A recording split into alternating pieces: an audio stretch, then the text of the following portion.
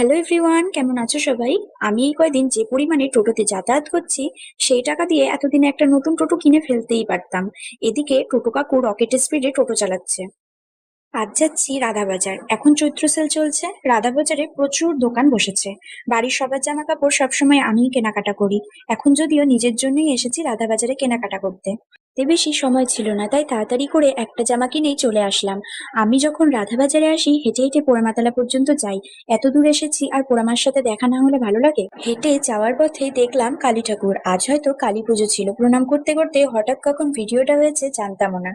চলে আসলাম পোড়ামাতালায়। এই দেখো, এখানে মায়ের জন্য ফুলের মালা গাঁথা হয়। একটু এগিয়েই শিব মন্দির, ওখানেও গিয়ে প্রণাম করে টোটো ধরে বাড়ির দিকে ফিরছিলাম। বাজারেই নেমে পড়লাম, একটা কাজ ছিল। আসার পথে বাড়ির সবার জন্য সিঙ্গারা নিয়ে আসলাম। মা আর ঠাম্মাকে সিঙ্গারা দিয়ে দিলাম, আমিও ততক্ষণে সিঙ্গারা খেতে থাকি। আর তোমরা চ্যানেলটাকে লাইক শেয়ার সাবস্ক্রাইব করে দিও। Thanks for watching.